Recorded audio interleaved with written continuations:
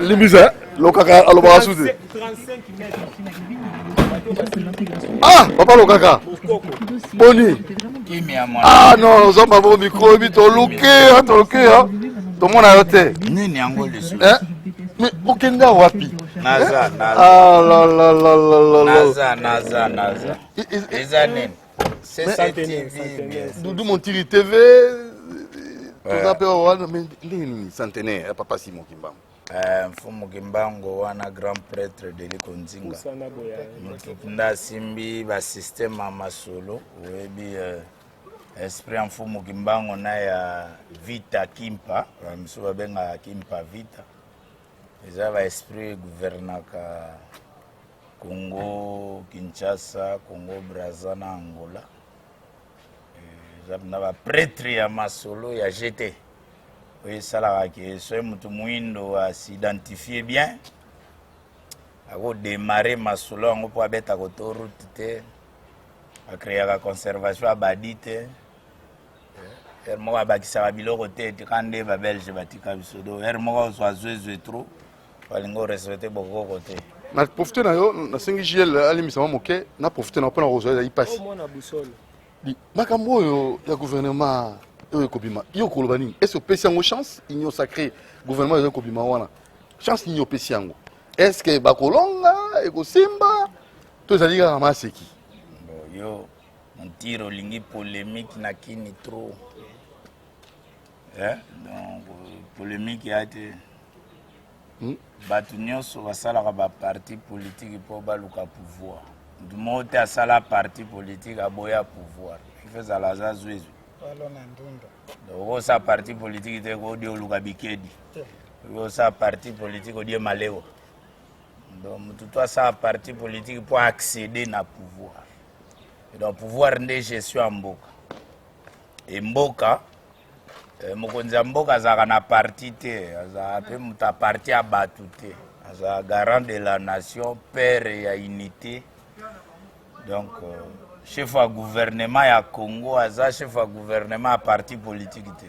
Nous avons un parti politique, mais dès lors, on a nommé premier ministre à Congolais. Et donc, si on a un gouvernement, on a un service à Congo. Donc, c'est Congo, auto revaka, il y a Banka, il y a Kokobar, Balianza, Bambombi Yanda, Basimo Kimbangu, Bakimpa Vita. Congo ya banka wana. OK nanga musika. On a le bac Congo à banka. Pour soutenir l'action officielle ya Congo. Donc action officielle à Congo est à privé. Donc Congo à banka où est pesameli officiel. Donc imaginez-vous que va lancer Transco. Transco est continue à Kin. Mais toi on a petit va dire école na 6 heures. Donc, il y a une facilité que na deotika ba petit na futi transport ba de cheki bia ba zongi. Nini mokonza mboka lansaki ba petit odi en cheki. Ou facilité transport à bana. Donc côté wana sika yo lobani comme para. Donc nyonso ba osala na kombo ya gouvernement na kombo ya mboka. Eza pona participation na biso to za la vrai. Donc Congo ba kokobar ya Congo aventure te. Donc ba baza ba officiel ya Congo eza po batonga Congo batambusa Congo. FCC sikone. FCC za kitoko avec prêtre nango ndiko nzinga Jika Joseph Kabila Kabangi. Côté opposition ton nini. Eza na opposition te pour jour to kota ka FCC na janvier Jika rappelaka ba membre tout ba s'engager na force à progrès.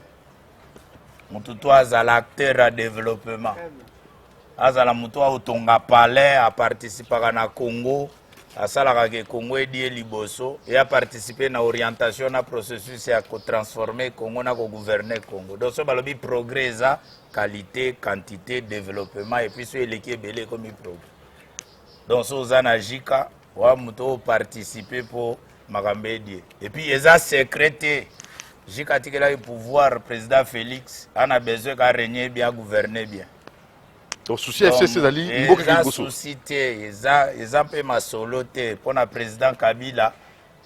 C'est important que le président Tshisekedi va gagner.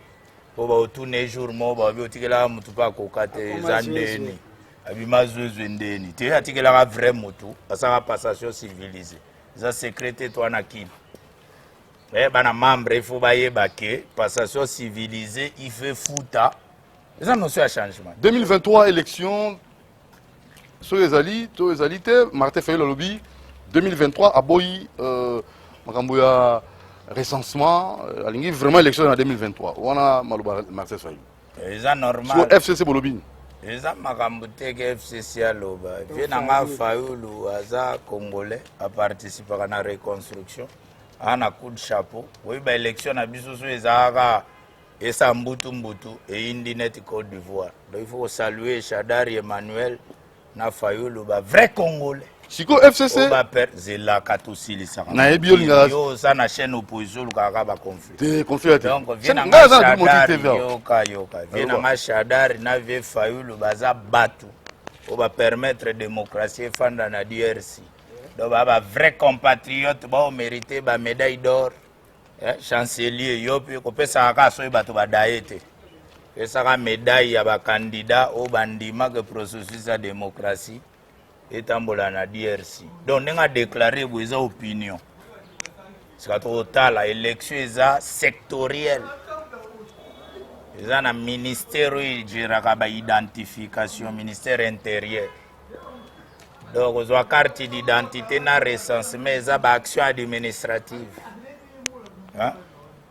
yana ti ba otanga bato yana cadre boulot yana ba service obo batanga bato il faut ba piololango dans 2 mois boko vidéo otanga mais bino osaka te na atanga bino ezalaka makambo to réclama ba biso to réclama ba carte d'identité lelo ba 10 ans à l'époque ba noko ba bulaki to ba opposant mais ezalaki te donc ba congolais nde bayeba ke 2 ans oyo toko rêver élection pour pays de République démocratique du Congo démocratie et la tolérance et la libre expression pour empêcher muto à réfléchir mais ba congolais bayeba ke yana banoko ba réfléchir élection en 2023 ndeni ba okanga bord ya pe na banoko il faut batala ndeni to tonga Congo to za no autoroute so pe to permis to raisonner autoroute l'ARP ya élection wana na lobango depuis kala à l'époque président Kabila na loba ba bien oh po Kabila linga umela na mais ba 20 milliards ya ba élection na ba avion ba fiche na ba banderole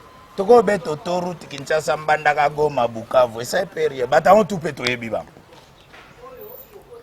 donc babiloko yango pe yebani te beton pe moto beta mandat moko badublaka pe ka en Afrique après na nsima toyeba mpo ezaka ba SRR eza nango baconflit te moko ako beta de babord après bade babord to moko eyebani nanu te voilà alors babiloko wana to ekomema biso na conflit te totongana no parti oyo eza nano ya koraisonne ke nde parti ya sens ke parti ya Congo parti ya Congo totonga o ndeni badi oya ndeni faut koraisonner montire donc wana komi siko kotala social entre élection 2023 na kobongisa social ni neleki biso mesana kaka concertation élection négociation o muso ezaka nini partition ya mboka balkanisation donc mboka ekoma gérer na baconcept balkanisation démocratie non mikolo lutte contre la femme la femme banemanti efonctionne ndenge wana or baninga baoraisonne talaka baéthiopie baolancer bafusée lukaka ochange ndenge oloba na change te depuis kala yo yebika lukaka na oloba no donc lelo ozolinga social ebonga te depuis kala toloba carte d'identité na recensement eza ba service technique donc vient nga Richard Ilunga na ONIP ako organiser 800 machines baopesa bato ba carte net ba carte de lecteur eza nango eloko te ba recensement wana parlons maintenant makambo na Sénat Alexis Tambamba tiki nyongo ya 14 millions na l'état et ba takuti yango na ebiti un mot par rapport à ça Sanga na loba na yo depuis kala éviter ba conflit na ba prêtre faut éviter ba vie Alexis Tambwe na ba vie bati ba master ba yebi ba je na bango ba gestion ba l'état ba c'est fait tomber en pour ba na membre ba comprendre entre ba vie mo alongwe vie mo soit remplacer zaka génération ba père ba pe ba kite système ezaka ke continuité à service à l'État. Les années du président Kabila Zaï, président Tshisekedi a succédé, n'a ma baignon fait la taille. Les années à séparé, continuité à service à l'État. Donc, vieux Batininga Koti a remplacé vieux Tamboué Mwamba. Ils ont un système à continuité à service de l'État. So, ma beza, au Vandeli Kakaya, Makamambula Matari. Donc, ils ont Makambote, Basantu Bakunate, Yakaisala. Donc, ils ont Kukangaka, qui est à la propre parce que Saint-Paul, na Saint-Jean, Baka, Santo Église catholique. On va commémorer Kabangonyos. Alors, nous disons que ça va, ma gêne a peu perdu. Ma gêne a peu perdu. Discipline. Ordre. Peu perdre des âmes moko. Mais moko, je suis ma gêne, je suis Batelemaki, Shaddad. Nous doit combattre la révolution. Accompagnons au musée. Et puis, au chiter au créer bord. Peu perdre.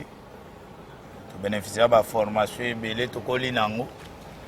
To lingate que yom to participer na masolo te ou benda na groupe moko bolobi non ou créer elle nao peut perdre des âmes moko président président national Joseph Kabila Kabange yo kamba na secrétaire permanent Emmanuel Ramazani Shadari et puis toujours pesa idée ou soit leçon na ba jeune au ba Olanda biso.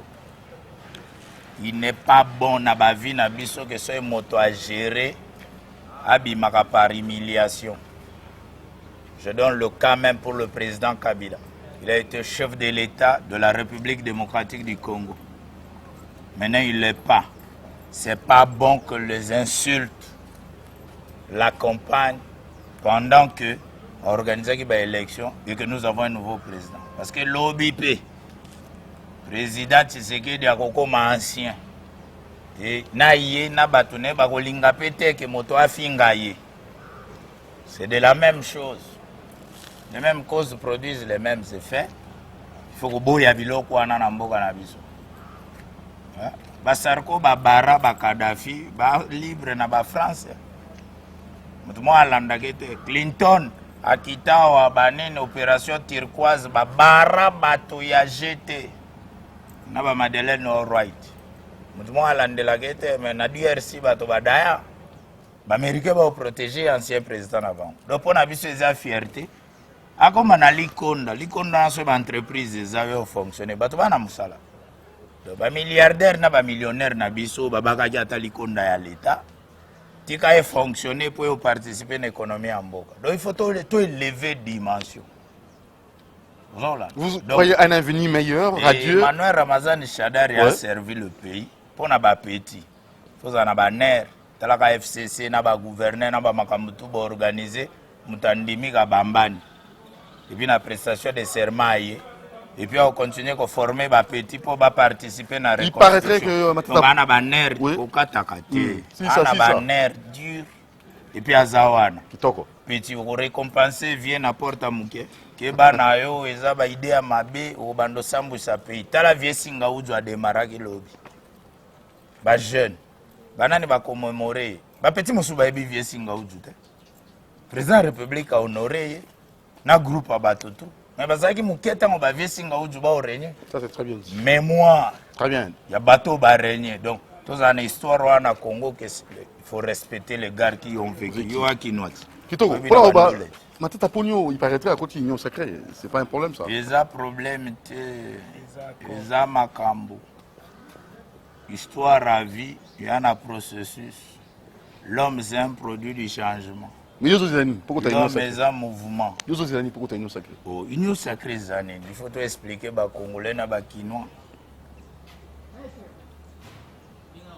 Président Kabila a un FCC. La PPRD n'a pas et puis, à 5 ans, tout beau participer à la force à progrès. Président Tshisekedi a eu des pèses na cash. Il y a un kilo nango et belé kuna na ba pesanteur. Il y a pas bengi bato na force du progrès. C'est comme association, tu as raisonné que non, l'État congolais, il faut bato ba sangana ba comme peto. La peto. garant de la nation, chef de l'État. On raisonner comme membre de PCT. On raisonner comme État. Alors, il était à la purifier. Batobako mapeto, bako tanango. Moi, monsieur, ko détenu, ba pesanter à baboro toanango. Bon. Yo, okumba kilo nyoso FCC. Okokango. Bon, yo, okumba kilo ya ba pionnier IDPS, ba Corneille Mulumba, na ba kangamaka na makambo ke ezaka ndenge zalaka bane. Entre ta bango tout de bako kima baboro tout. To beta ngona ndenge akini. Na système penda akini tukitisi masolo po bozwaje. FCC kilo. KHP na IDPS kilo. Alors des leaders babeti zwezwe. Ba matisi bor. Yosko hotikali. Ofungola so misibone. Bofungola po yebani ke na kati wana ba kilo eza ebele moi o mema ba masolo te côté tout. Faut payer Dieu. Mais babeti bor moko azwezwe ya mbisi. Bosangana nana. Mais essentiel nango ezaka Congo gagné. Donc oyo obeta système. Congo est gagné. C'est pour lingi obeti to épervier. Mais mutua na commande a rêvé ka obola bord. Lokaka kino so raisonner que bord yo dit mais bord ngo eza l'état congolais. C'est bilo mususu eza privé te. Voilà. Alors, les secrets, il faut ebisa kinoa que. Attends là, on a deux motifs. PPS na cash kilo. PPRD, FCC na banini pe kilo. Alors des leaders ba matisi bor. So ba matisi bor. Ba komo ponate. Oui alingi. Abeti li patete. Wana kin. Pas boy. Opa boy adendina no po ba orenga. Donc, bango de bazan en bon terme. Bongo yo. Union sacrée et lobby na monte FCC cash FCC na IDPS net monstre moko entre FCC na cash na Babylone. Donc ça est apaisé puis atténué. Vous comprenez? Et donc au fond les peuple miso. Non, ça dit moto il faut ba kilo eleki ba noko ba raisonner que ba okoka ba kilo te ba créer borasika. Bo ba lingi Bakoti na bord.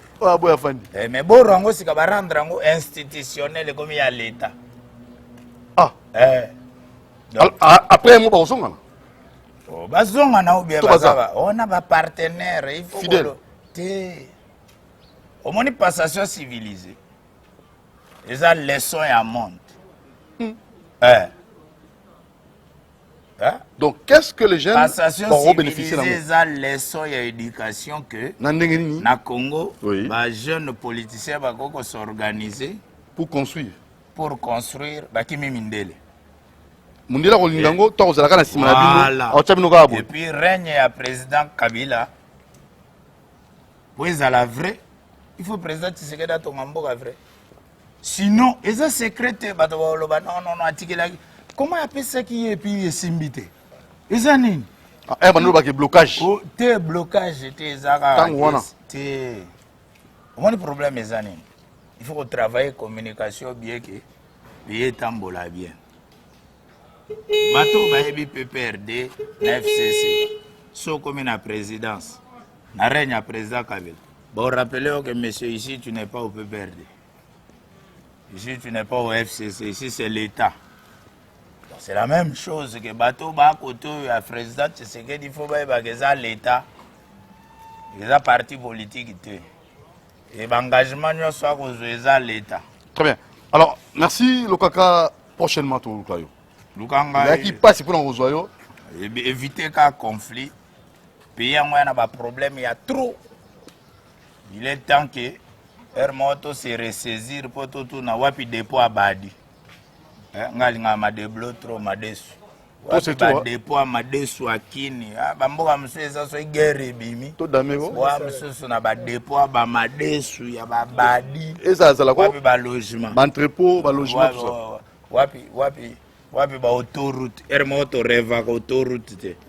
Wapi depuis ba Belge to ngana biso palette bandal na balemba yo ebikande. Luka kapona kabonela passi prochainement. Donc il faut intégrer que yopé. Le bana ba congolais que il est temps to sangana pour tonga to tonga to longana ba conflit wana ya dimi. Ils ont une exception si mon mondela au